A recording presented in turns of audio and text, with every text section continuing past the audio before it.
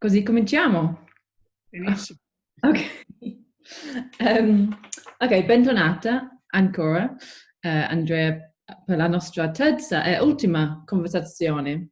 Infatti mi dispiace che questa è la nostra ultima sessione insieme, perché ho apprezzato molto il tempo di Ma discutere. anche noi, anche io, anche io.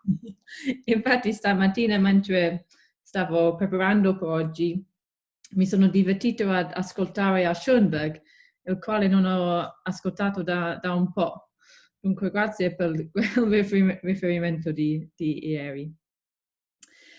Dunque, la nostra conversazione di oggi è Sì, incominciata dall'idea della cultura del progetto. E quello intendo per oggi in due modi. La prima è come una termine specifica, ehm, una termine specifica forse per il suo lavoro. E il secondo modo è di utilizzare questa parola, questo termine, per esplorare la disciplina o la carriera più ampia che ha seguito, dunque il lavoro come scrittura, curatore delle mostre ed educatore. Eh sì, dunque la prima domanda, o cominciamo con una domanda di definizione. In inglese la cultura del progetto si traduce come design culture e come un termine vuol dire in sostanza il contesto sociale, culturale, forse anche politico ed economico nel cui esiste il design. E funziona come termine perché intende, sì, intende che il design non esiste nel vuoto, c'è sempre un contesto. Ma io credo che questa frase non abbia la complessità del termine in italiano. E così voglio chiedere a lei per spiegare un po' cos'è la cultura del progetto. ma, devo dire che non l'ho mai non l'ho mai saputo, non l'ho mai Ah, capito. ok, Ecco. un bel comincio.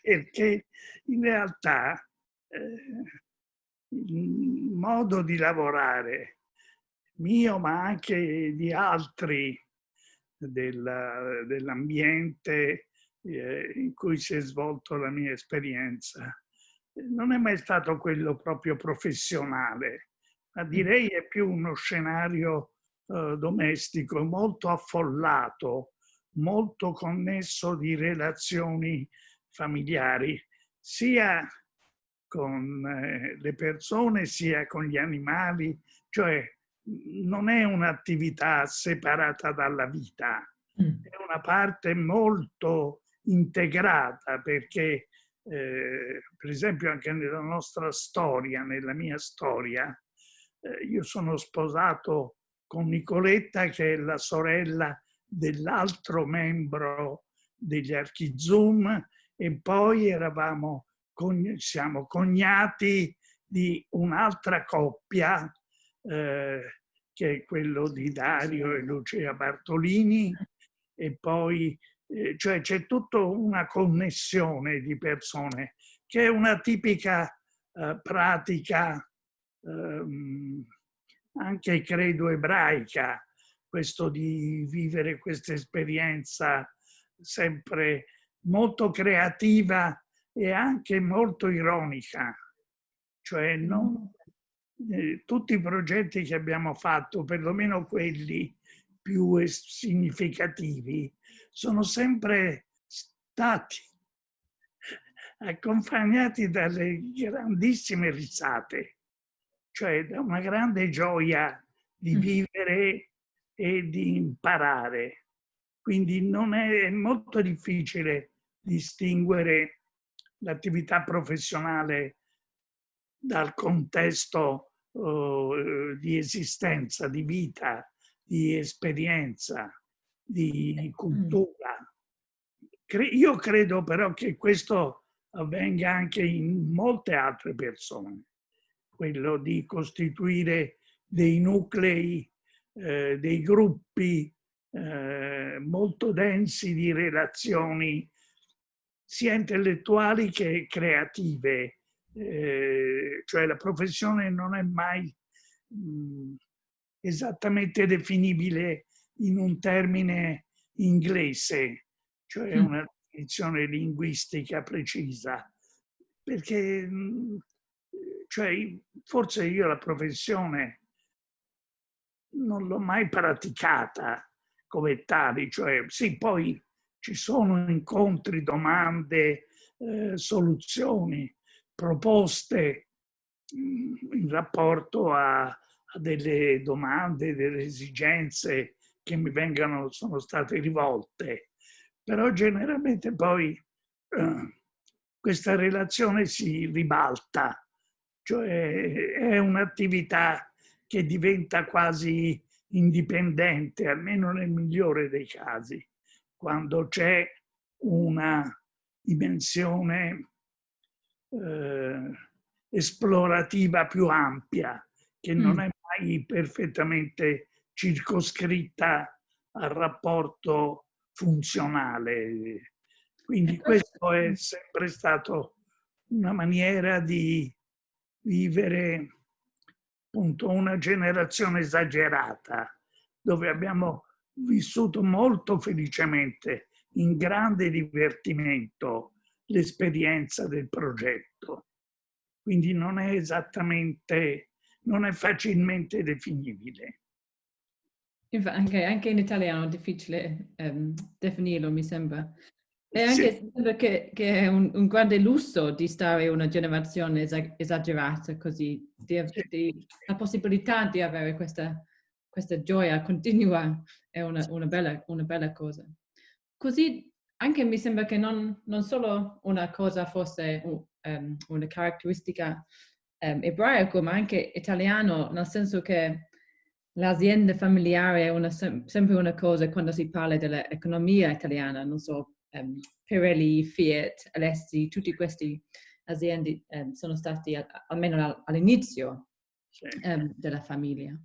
Ma anche così l'idea che non c'è una separazione tra tutte le attività che lei fa e lei ha fatto, forse non è così sorprendente quando si pensa al contesto in cui ha iniziato, perché quando penso a Ponti e a tipo come più anziani come Ernesto Rogers, tutti quelli, anche loro avevano quest'idea questo approccio polimatico che si disegnavano, progettavano stabilimenti e oggetti, ma anche facevano le mostre, anche scrivevano.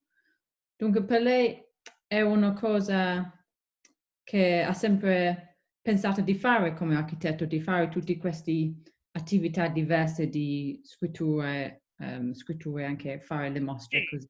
sì, anche se i miei amici di Milano, appunto, che abbiamo citato, queste figure così importanti, professionali, erano anche dei grandi professionisti, cioè Mm. molto rigorosi, molto precisi, molto attenti alle relazioni di lavoro, che diciamo noi abbiamo invece sviluppato un po' in una formula diversa, ma anche perché il nostro percorso culturale non è mai stato del tutto o esclusivamente definito dalla ricerca di soluzioni, ma Mm. forse di invenzione di soluzioni, di problemi che abbiamo proposto noi prima che mi fosse posto il problema di risolvere qualche tema. Se ti faccio vedere un'immagine di No Stop City, di cui Infatti lo abbiamo vedo. parlato ieri, vedi, Mm. lo vedi? No, ma è abbastanza grande. Ma Ah sì, infatti è grande. Grazie Nicoletta. vedi, Bello. Grazie per il Segno vostro. fatto che è conservato al MoMA di New York e che rappresenta, insomma, rispetto a un disegno di architettura, grazie, rappresenta un'altra cosa, è quasi un disegno astratto, non precisamente, non corrisponde a una geometria, ma appunto a un flusso di energie vitali diverse. Ecco, anche questo è un po' un sintomo di una modalità operativa non facilmente definibile, anche se ha una sua razionalità, perché poi l'ironia che ha sempre attraversato il nostro lavoro, l'ironia è una parte, rappresenta una parte della razionalità, non è mai così un semplice gioco di carte. La razionalità nasce anche dalla constatazione della comicità della vita, del lavoro, dell'arte, quindi ha degli aspetti molto diversi da una precisa definizione linguistica. Ma anche ancora professionale, ma solo una modalità diversa di come fosse a Londra, alla Grande Bretagna, così. No, anche perché quello che noi chiamiamo professione è un'attività più complessa. Una cosa è un quadro di problemi, di relazioni, di funzioni, di soluzioni, ma poi c'è anche una componente imprevista che è quello dell'improvvisazione del progetto stesso. Quindi, appunto, per esempio, No Stop City o anche Agronica non sono delle proposte di soluzioni, sono piuttosto delle aperture a problemi diversi, a letture diverse degli eventi della storia, del tempo, della produzione, cioè è tutto molto più interconnesso, molto più simile a una narrazione imprevedibile che forse arricchisce anche la potenzialità del progetto. Certo, certo che la arricchisce. È interessante perché questa idea che il design chiede le cose anche o invece di sempre avere le risposte è una cosa che ci pensiamo oggi. Io insegno in una scuola di design, è una cosa che è normale infatti per il design oggi, ma è interessante pensarlo come un approccio di anche 40-50 anni fa. Era già lì nel lavoro vostro, a quel momento.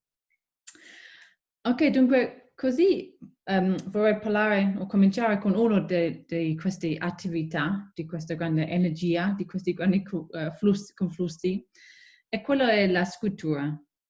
E sono curiosa di sapere cosa spinge l'interesse grande suo per la scrittura, come libri come The Hot House o Learning from Milan, che pomeriggi alla media industria, ma anche le scritte più corti come la rubrica per la Casa Bella negli anni 70.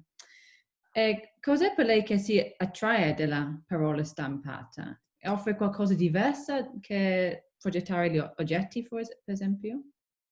No, ma in generale è una maniera, per quanto mi riguarda, per riflettere su me stesso, ma anche per inventarmi delle domande. Questo Non è bello. sono mai in generale, non è che ricevo una domanda a cui do una risposta. Molte volte sono io stesso che mi pongo delle delle domande, le invento, cioè in qualche modo gioco con me. Quindi questo, cioè, non è mai una narrazione di un pensiero ordinato. C'è un nucleo che mi stimola, un nucleo di problemi che mi stimolano, ma poi la soluzione la trovo scrivendo, scrivendo direttamente. Quando inizio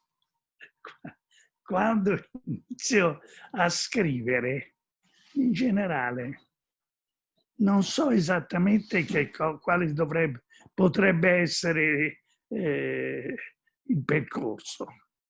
Cioè, lo invento mentre lo penso. Mentre lo penso, mi viene in mente che potrei dire questo e scrivere quell'altro. Cioè, questo è un modo, però credo anche molto, molto comune, molto diffuso, che poi può essere un percorso lucido, altre volte può essere più opaco, meno limpido, però in ogni modo è sempre un percorso imprevedibile. Cioè, di quello che scrivo non so come si potrebbe concludere. Ma c'è senso in questa confessione? Perché la scrittura è un modo di pensare, se no non c'è...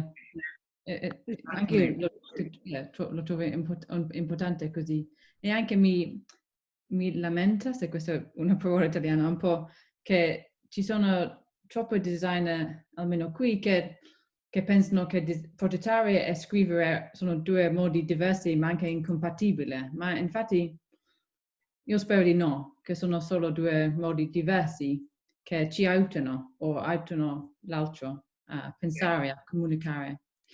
E così le scrive ogni giorno o solo quando lei ha un libro, un progetto, una domanda da chiedere? No, generalmente c'è sempre un'occasione che mi spinge a scrivere, o non so, una rivista che mi chiede qualche cosa, oppure una domanda che mi viene posta come quella che tu mi poni, a cui devo improvvisare cioè non so esattamente quali potrebbero essere le soluzioni o la soluzione.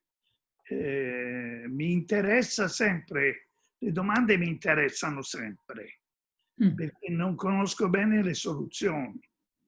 Quindi è una maniera di lavorare molto particolare, ma credo anche molto, molto comune. Insomma, per esempio, io non avrei nessuna capacità di raccontare una novella, cioè immaginarmi da come inizia e come finisce. Magari posso trovare il momento per iniziarla, però poi la conclusione bisogna la inventi io, cioè non so come potrebbe andare a finire. No, questo mi piace questa onestà, ma ogni tanto è la conclusione un oggetto? Cioè per lei c'è questo rapporto tra la scrittura e gli oggetti?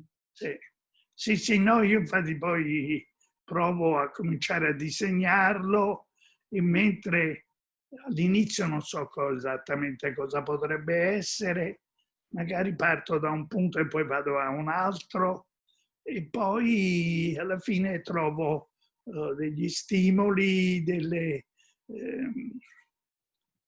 curiosità e si sviluppa il progetto. Il progetto si sviluppa così in maniera oscura, in qualche maniera. Io mi ricordo come è nato Non Stop City, proprio il momento in cui è nato questo modo di disegnare, di pensare. Però prima, cioè all'inizio non ne avevo nessuna necessità. Poi cominciando a scrivere, a disegnarlo, improvvisamente il pensiero si è slittato, è andato su quest'altra dimensione di cui non sapevo dove andavo a finire. Poi quando dopo un po', ho detto, ma questo è interessante, come questo pensiero qui non ci avevo mai pensato. Allora ricordo che chiamai Massimo Morozzi e gli feci vedere questo disegno. Gli dissi, ma te che cosa ne pensi? E lui, che era uno più intelligente di me, più colto, molto più colto, stette un po' in silenzio a guardarla e poi mi disse, no, ma questo potrebbe essere molto interessante. E poi dopo un po' mi disse, no, ma ora ho capito che cosa stavi disegnando. Cosa stavi disegnando? Allora ne parlammo anche con gli altri, con Paolo, Gilberto, e anche loro dissero, no, ma questi pensieri, sì, bisognerebbe svilupparli, dargli una maggiore chiarezza. Sì, è un passaggio verso una dimensione che non è più quella compositiva, ma è quella di un flusso, eccetera, eccetera, cioè che poi si è sviluppato nella nostra City e poi in tutto il modo di lavorare negli anni successivi, che arriva fino ad oggi, facendo cose che apparentemente non c'entrano niente con lo Stop City e con questa idea di questo flusso, no? Hai visto quel disegno che ti è stato fatto, ti è portato dalla Nicoletta. Beh, non è più un disegno d'architettura. No. Perché noi l'abbiamo rincontrato, io e Nicoletta, proprio al MoMA, dove c'era una saletta molto grande dedicata all'architettura. E lì c'erano, insomma, dei modellini di architettura, non so, di Aldo Rossi, di Giarotti, eccetera, di questi, insomma, Gregotti, cioè composizioni sempre molto problematiche, ovviamente molto faticose, ostiche, come dire. E poi c'era questo disegno che, di cui avevo dimenticato l'origine, perché era stato fatto per la Gilmer Paper Company, che era una grande società che produceva carta da disegno e che poi l'aveva donata al MoMA. E quando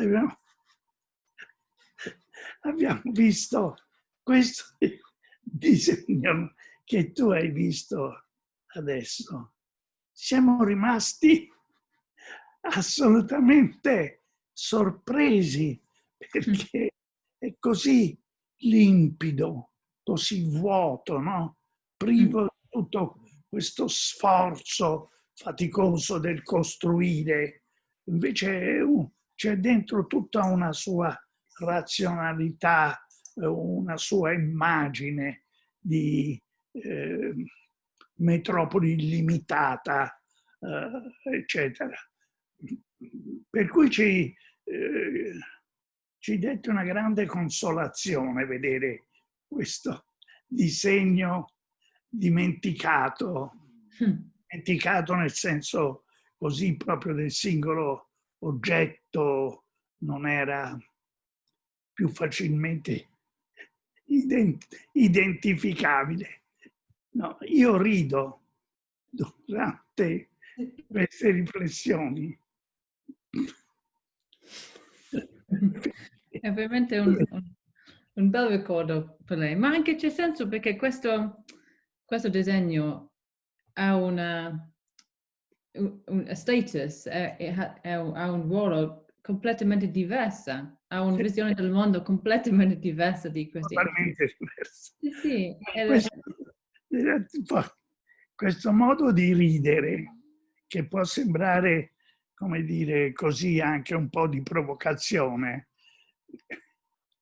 in realtà corrisponde bene, credo, alla mia maniera di lavorare, perché c'è altri amici o grandi intellettuali che hanno una grande densità drammatica, molto densa, molto storica, molto legata a un'esperienza, una riflessione intellettuale, mentre per me è sempre che un limite anche di questo spessore di lavoro, di essere invece sempre un'occasione di felicità, di gioia, di divertimento, che può sembrare anche un po' provocatoria, ma però è un modo, fa parte della mia razionalità.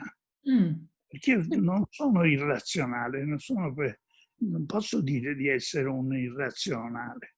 Sono un questo è... razionalista di cui essere ironico fa parte della dimensione razionale, del riso, del divertimento. È un modo di giocare intellettualmente.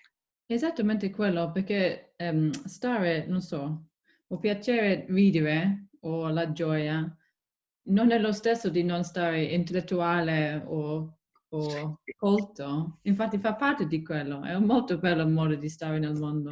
sì, sì, è vero così. Sì, ok. Ok, pensiamo, perché lei ha parlato di una mostra, così utilizzo questo ricordo per parlare adesso delle mostre, è un po', eh, ci spostiamo un po' dalla scrittura. No, infatti ho una domanda che volevo chiederle sulla scrittura, e se c'è qualcosa su cui lavora adesso. C'è un nuovo libro o un nuovo articolo, un nuovo problema che lei vuole o già sta lavorando? Ma um, essendo sempre delle apparenti improvvisazioni, sia nel progetto che nel lavoro, anche, non so, per organizzare delle mostre, eccetera, è abbastanza difficile che mi sia fino dall'inizio chiaro che cosa potrei fare. Ho Mm. sempre bisogno di una, uno stimolo, un'improvvisazione per farmi partire una riflessione, per farmi partire un'intuizione, una possibile soluzione di un problema che non mi viene mai posto in termini chiari.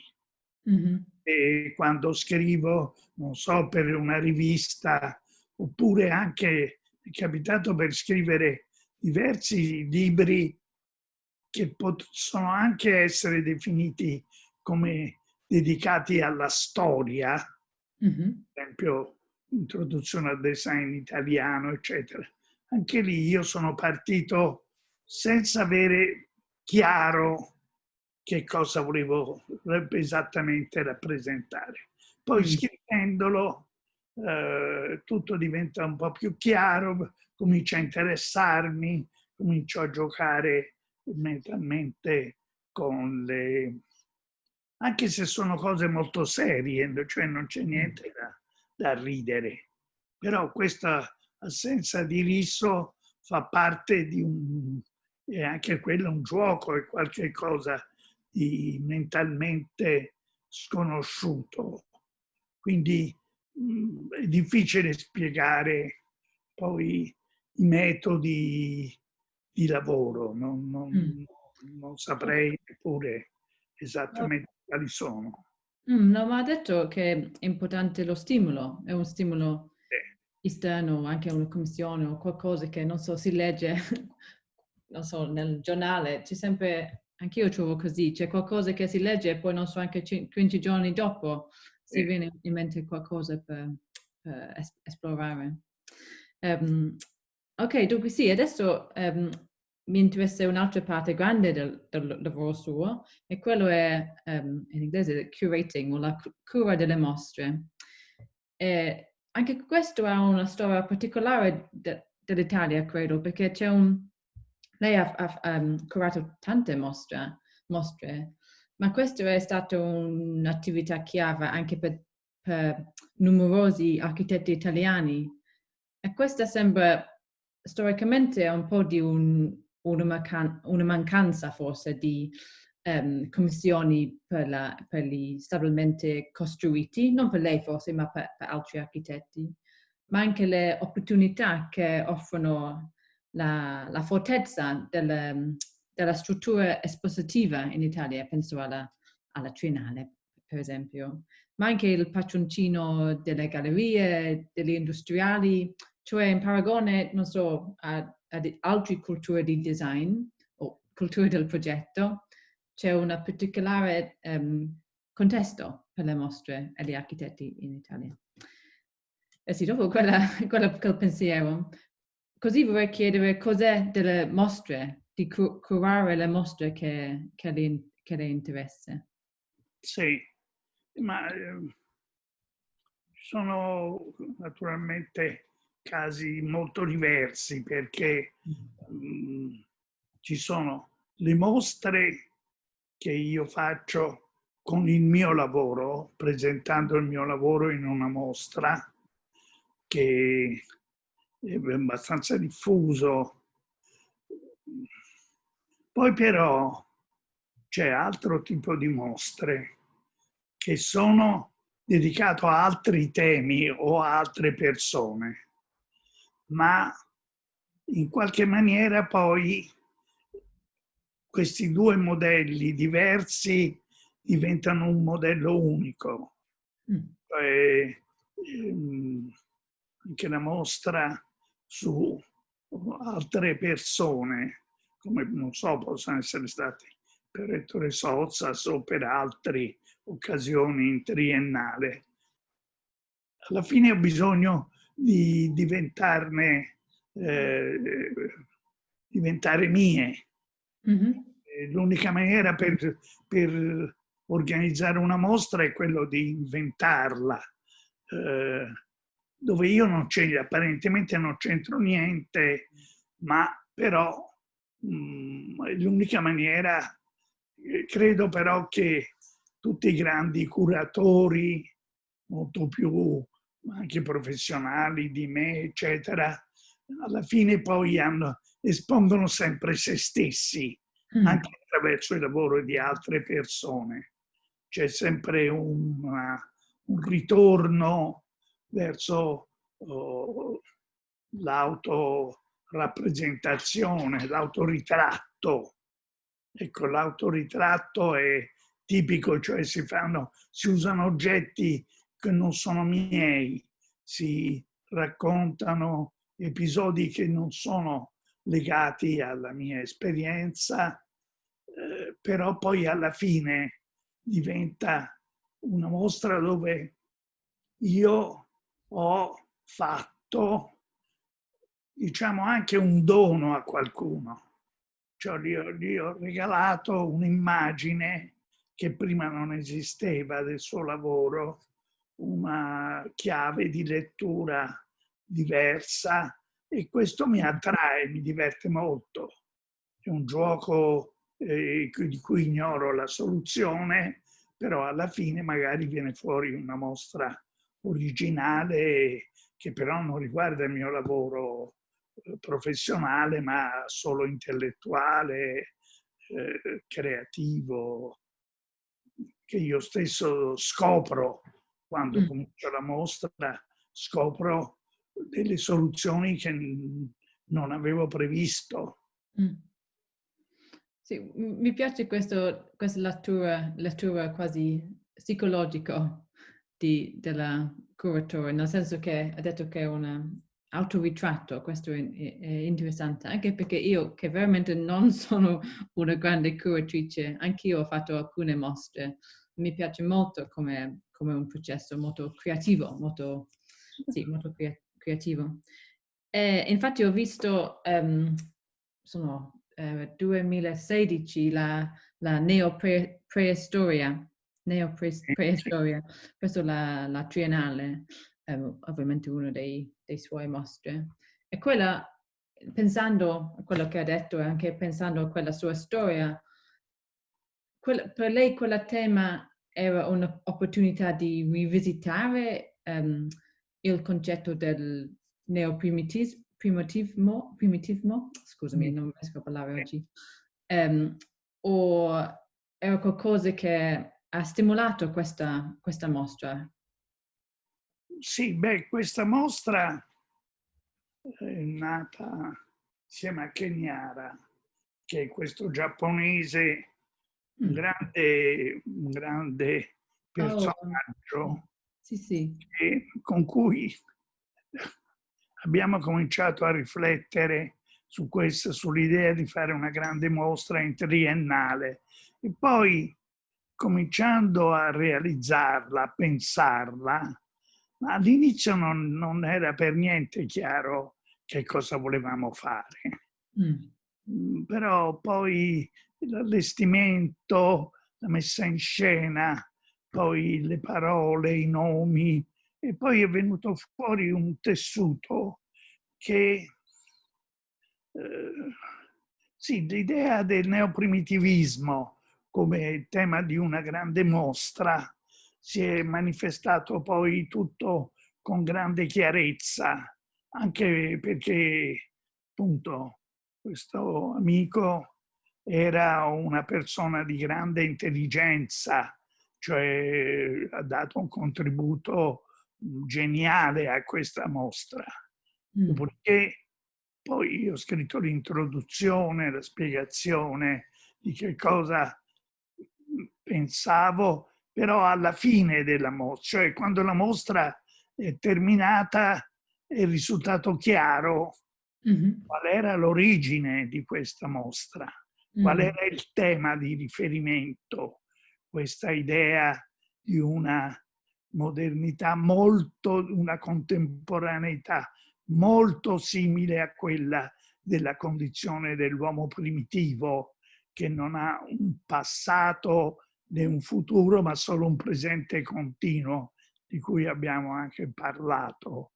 Cioè questa idea di vivere in una condizione neoprimitiva, priva di prospettive, priva, piena di scoperte improvvise, quotidiane, però non previste, non programmate, come credo fosse all'epoca della condizione primitiva, cioè in cui ogni giorno c'era una scoperta, ma non era mai la realizzazione di un piano prestabilito, era un Mm. incidente, una sorpresa, un miracolo. Questo è un po' la maniera anche di intendere la cultura del progetto, che ha bisogno tutte le volte di inventarsi qualcosa di diverso. Mm. Infatti, questo ne abbiamo parlato, cioè nel progetto non ci sono mai eh, edifici, architetture due uguali all'altro, cioè nel mondo sono sempre diversi, sono sempre occasionali, come è nella pittura, come è nell'arte, come è Mm. nella musica, costantemente nuova, costantemente diversa. Quindi per questo occorre una grande agilità, Mm. anche Mm. leggerezza, cioè perché se si appesantisce il lavoro, diventa pesante, poi si perde la rincorsa, Mm. diventa tutto molto faticoso inutilmente. bisogna farci giocarsi delle sorprese, aprirsi delle sorprese Sembra...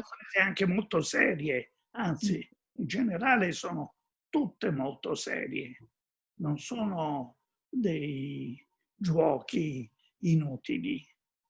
Che poi ci sia una componente di inutilità, ma questo fa parte della scienza, Mm. dell'innovazione, della creazione, non fa parte di un gioco inutile, sciocco, infantile.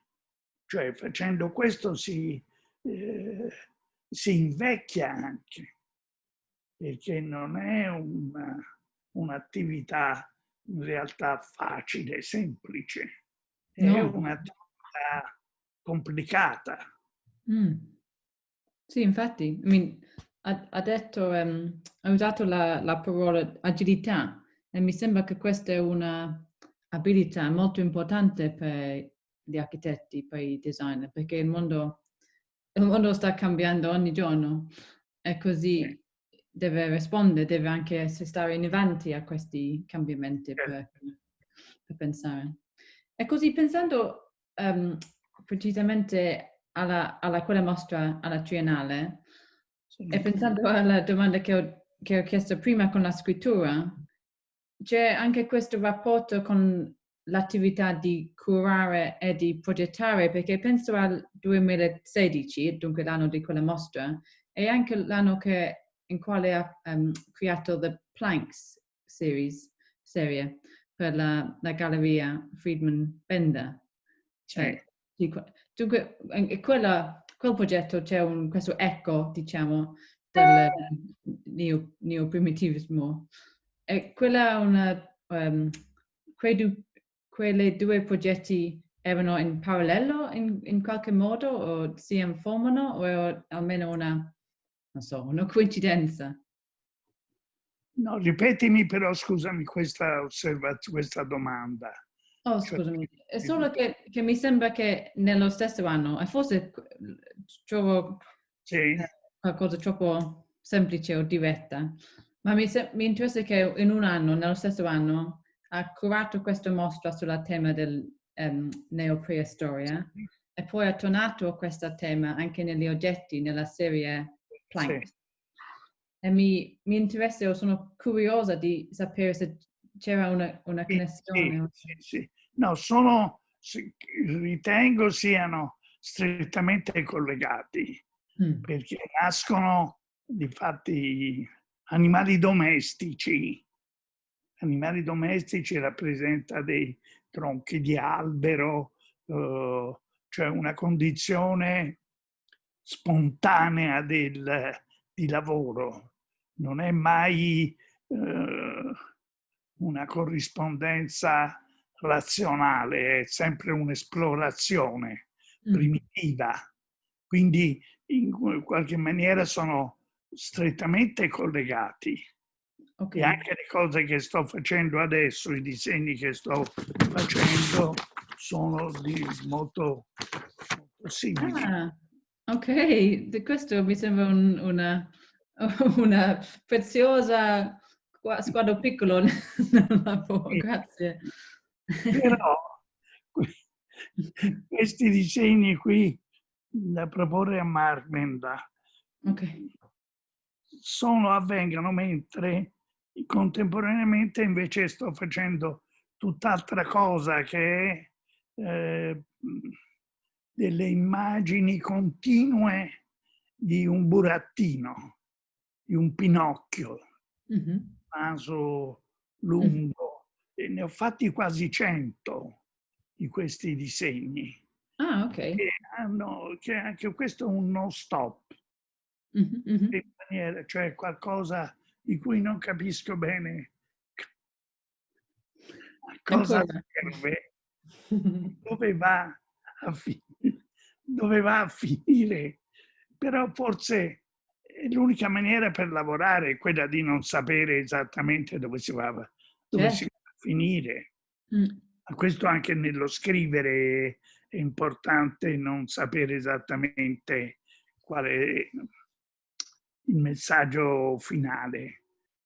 scrivendolo poi viene fuori. Mm. Ma infatti le nostre conversazioni sono così, perché abbiamo una impalcatura, ma non sappiamo esattamente dove, dove andiamo. È più bello così.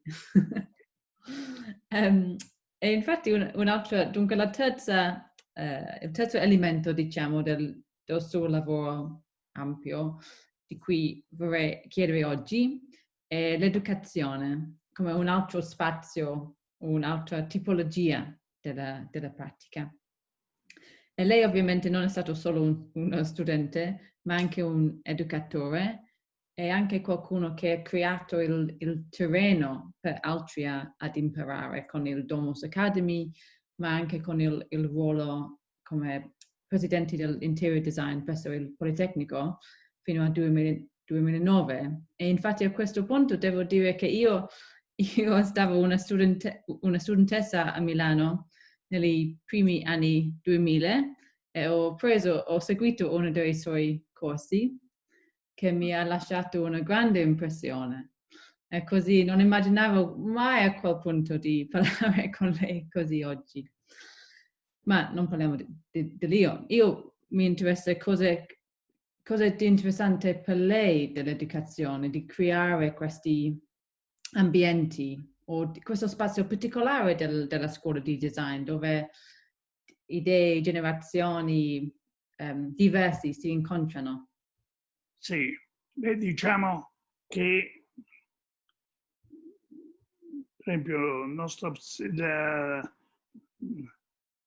l'insegnamento alla scuola della Domus Academy è stato molto diverso da quello al Politecnico, perché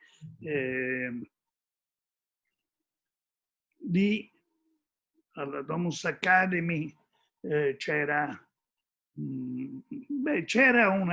una continua scoperta di temi, di persone, di docenti, di insegnamento, studenti che venivano da tutto il mondo e quindi anche lì c'era una grande scoperta continua. Non era chiaro a nessuno che cosa, dove volevamo andare a parare. Ma al Politecnico è successa una cosa simile, un po' diversa, perché l'università è un organismo molto complesso, pieno di funzioni diverse, competenze, specializzazioni, dove ogni docente ha una sua logica diversa, eccetera, mentre in Domus Academy c'era una comunità in continua evoluzione. Però per quanto mi riguarda, io ho sempre cercato di, più che essere un professore che insegna, come invece qualcosa che impara, cioè di formare degli autodidatti, cioè delle persone che imparano per conto proprio a progettare. E questo lo fanno insegnando a me come progettare. Cioè aiutarlo a essere un esploratore di se stesso, perché gli studenti sono tutti dotati, hanno tutti una capacità. La capacità di un insegnante è quello di far nascere, diventare evidente questa capacità creativa, non farli riflettere sulla mia. Anzi, se c'è una cosa che mi dà disturbo, sono quegli studenti che in qualche modo cercano di essere simili al mio modo di lavorare, che non serve a niente perché è uno specchio senza fine, non serve. Mentre aiutare a essere un autodidatta significa formarsi una struttura mentale che è molto più realistica, perché il mondo che lo studente troverà quando esce dall'università è un mondo molto complesso, molto imprevedibile, molto che non ti ha insegnato assolutamente niente. Tu devi avere una maturità, un'autonomia, essere una persona che è capace di camminare con le sue gambe, non con le mie. Quello non gli serve a niente, deve farlo maturare. Quindi è un modo abbastanza capovolto, quello di che l'università debba servire a formare degli autodidatti. In generale, i professori, quando sentono delle proposte del genere, si spaventano. Ah sì, certo, dai. Che questo sia un metodo sbagliato, mentre poi alla fine si rendono conto che è l'unica maniera per far maturare uno studente, farlo crescere, farlo diventare sicuro, inventare qualcosa di nuovo, quindi stimolarlo ogni volta con delle domande e non proponi delle soluzioni. Quindi sono metodi da cui ho imparato molto.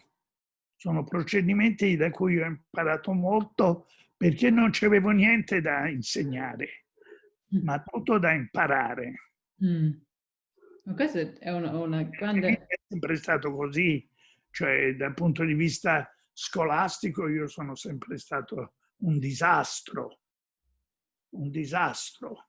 Un Poi disastro. all'università invece ero bravissimo, ero più bravo, però perché decidevo io che cosa studiare, come imparare, mentre alla scuola del liceo c'era sempre l'interrogazione a sorpresa, i compiti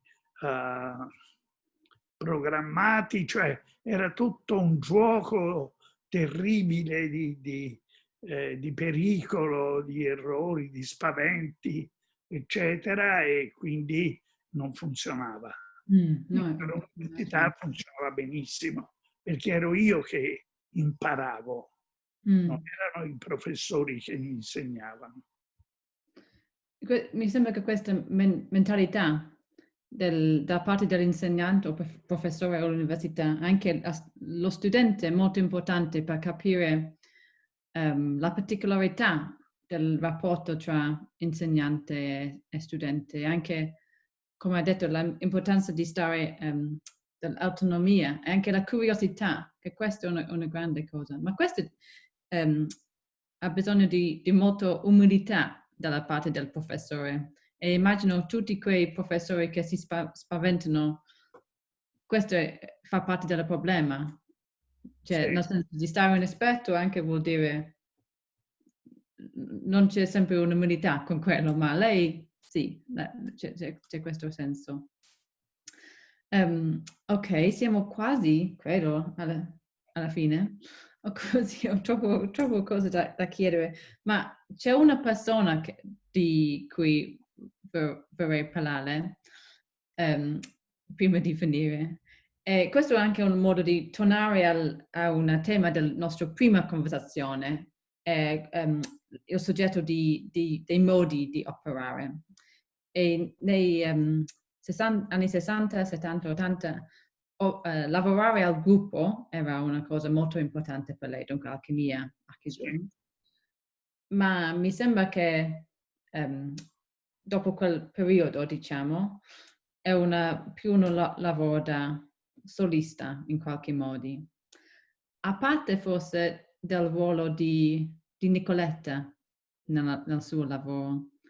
E così cioè, mi viene in mente a parte ovviamente di progetti come animali domestici e anche la coppia metropolitana, quel bel arazzo che hai fatto insieme tanti anni fa, ma anche quando stavo guardando il video dell'installazione presso la Fondazione Cartier, si vede la Nicoletta che stava lavorando sull'installazione e volevo chiedere cos'è il rapporto, questa collaborazione tra voi due? No, ma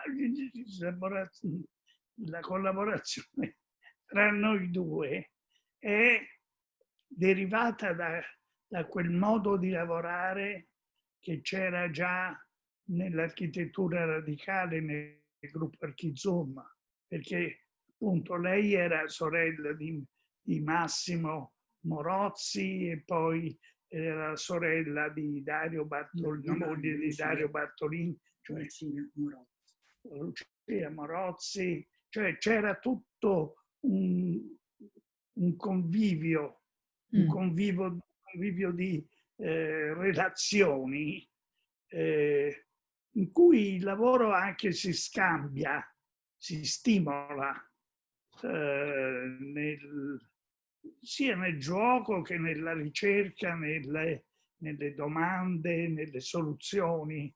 Non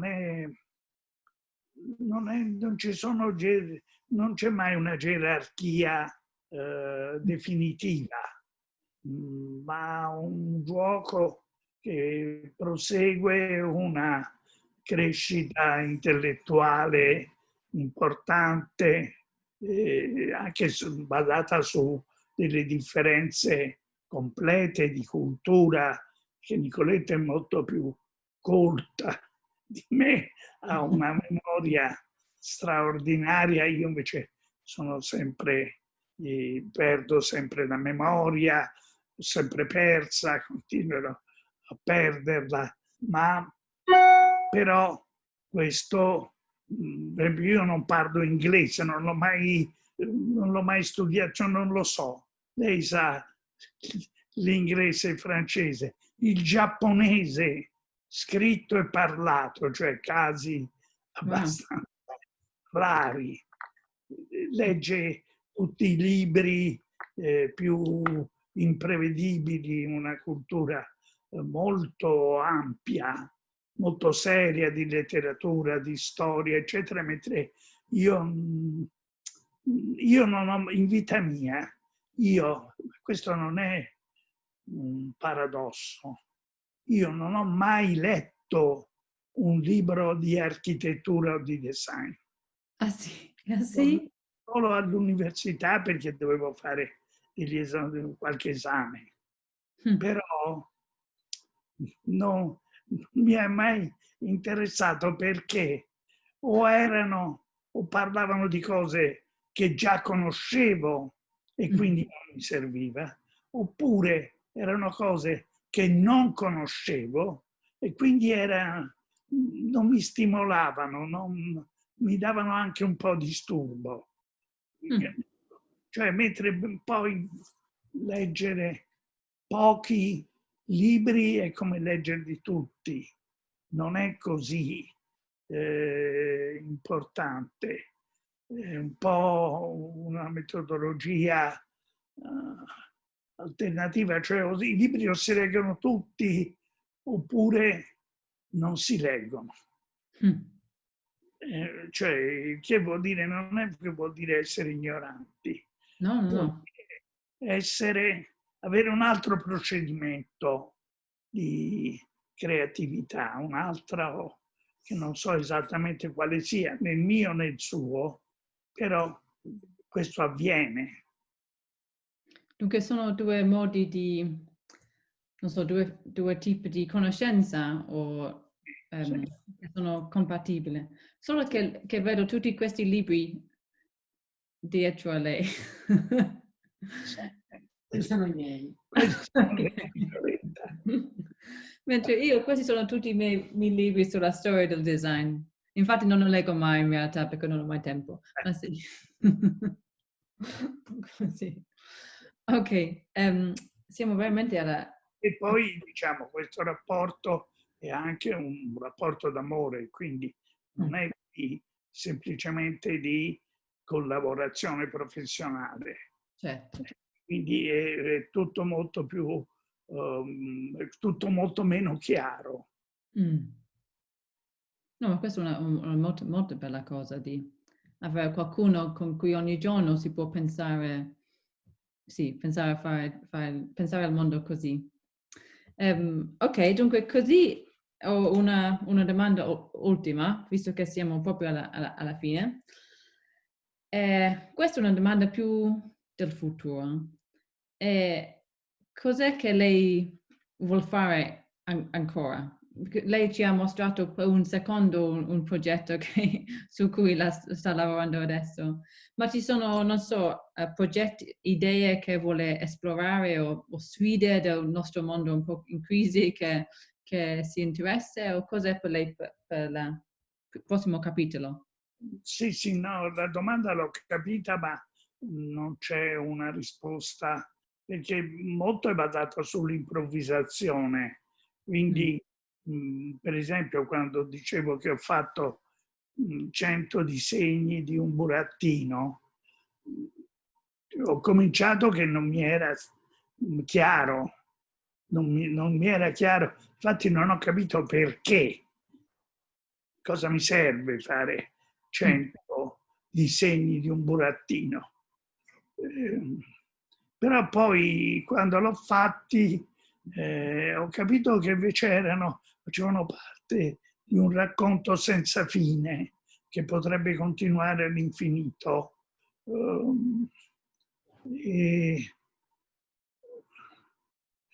per esempio adesso è uscito un libro molto complicato che si intitola Il progetto, questo libro, Ah, sì. che è anche in inglese. Ok, devo leggere questo, non l'ho visto. Bene. Il progetto nell'epoca della relatività, e che raccoglie 600 pagine di miei progetti teorici. Wow. Questo è stato curato da Elisa Cattaneo, che è una professoressa del Politecnico di Milano. Ci hanno messo 6 anni per Wow. raccogliere tutti questi testi teorici. E però, molto sinceramente, gliel'ho anche dichiarato varie volte, questo libro l'ha fatto Elisa Cattaneo, ma io non, cioè l'ha fatto lei. Io ho scritto nel tempo per tanti anni questi pensieri teorici, ogni volta sempre cambiando, eccetera, però poi alla fine è una grande massa di pensiero di cui stanno cominciando a pensare di fare il secondo volume. Ah sì. Ah, sì. Un altro 6 anni e più 600 testi di nuovo. Cioè, un'impresa eroica che io non vi ho aiutati per niente, perché quello di leggere i miei scritti è l'ultima cosa che mi può interessare. Qualche volta ci cade con l'occhio sopra, vedo un pezzetto di cose, però le conosco già, mi sembrano già scontate.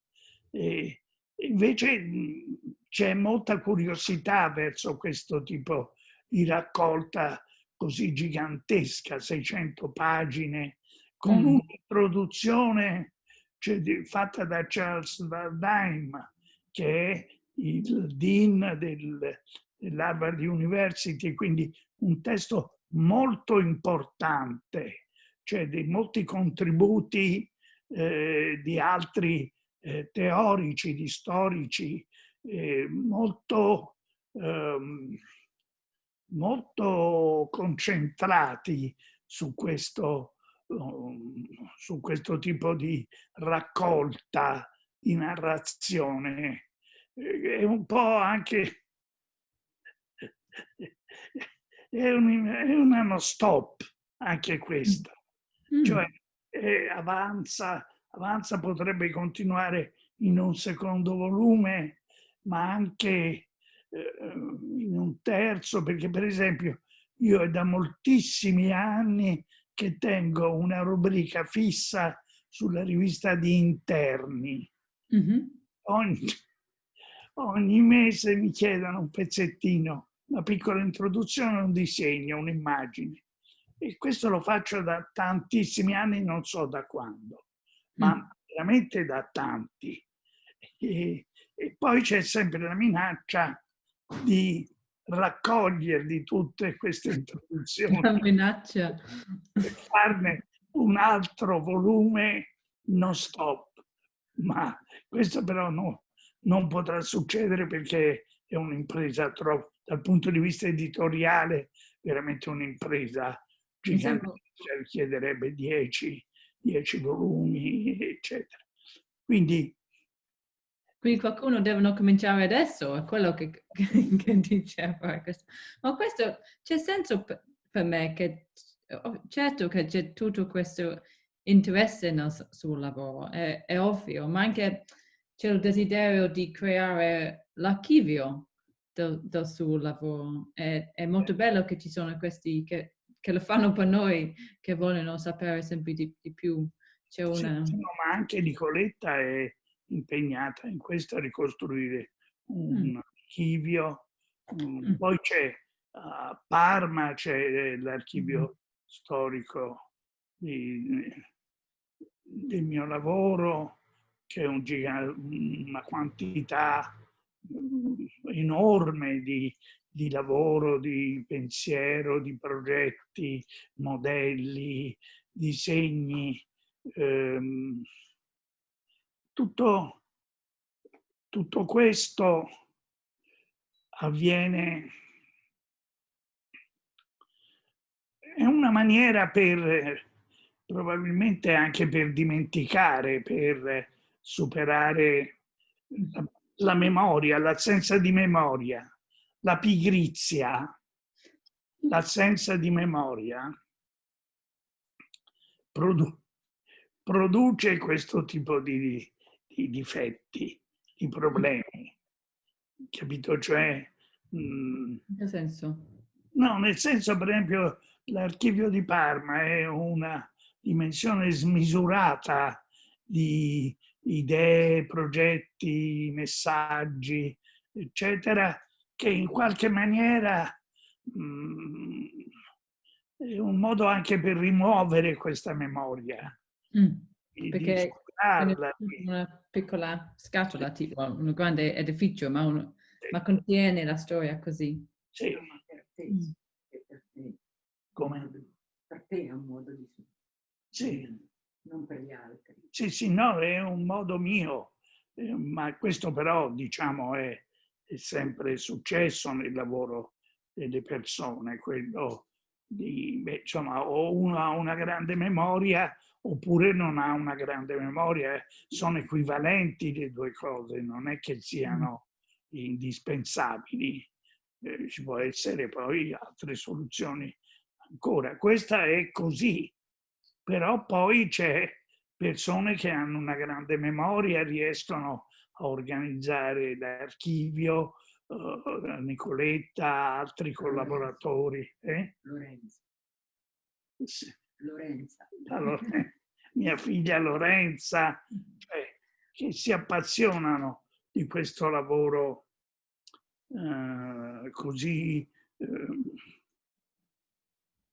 Storico. preciso, insomma, di memoria, di costruzione di eventi. Ma noi siamo molto, molto grati per tutto questo lavoro grande che fanno la figlia, la moglie e anche questi musei, il CISAC, tutti quelli. E infatti anche perché in queste 3 ore che abbiamo avuto insieme non abbiamo parlato di neanche, non so, 10 progetti quando lei ha fatto centi di questi progetti. Ma sfortunatamente a questo momento dobbiamo proprio finire la nostra conversazione insieme. E così a questo punto non posso dire quanto sono grata per il nostro tempo insieme. Ho No, imparato io così sono tanto. molto grato. Intanto tu dovresti deciderti a darmi del tu e non del lei. Ma questo, però, a parte questo, no, io ho avuto occasione di imparare un sacco di cose in questo colloquio, che è molto intelligente, sempre delle domande e delle proposte, delle risposte stimolanti, perché poi in un colloquio bisogna essere in due, cioè bisogna, se no diventano, che io ogni tanto, insomma, spesse volte ricevo delle domande che sono delle banalità, diventa tutto molto faticoso rispondere e poi la cosa finisce lì. Mentre se c'è un'interlocuzione intelligente, attenta, sensibile, tutto diventa più facile. Tutto mi diventa più facile, ovviamente. Ma anche per questo devo ringraziarti, così finisco con il dare tu. E io ti ringrazio, ti abbraccio e ti auguro buon lavoro e buon Anche tu. successo. Ok, grazie mille e ciao. Buona giornata. Ok.